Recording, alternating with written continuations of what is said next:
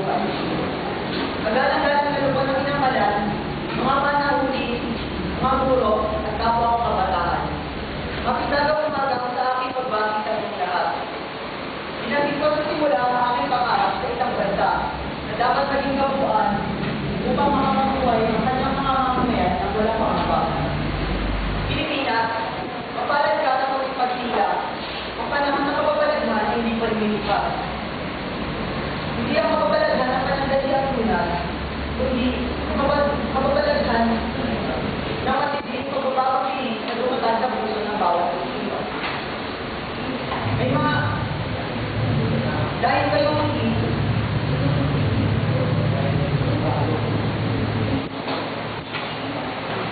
dahil kayo hindi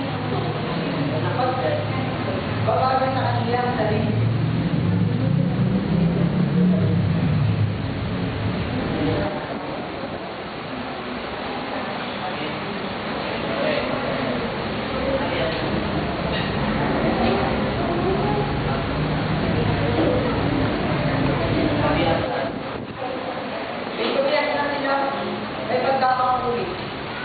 Palibhasay, may mga anak leader na ang diwa at puso'y may pagtatamit sa kanilang kapwa.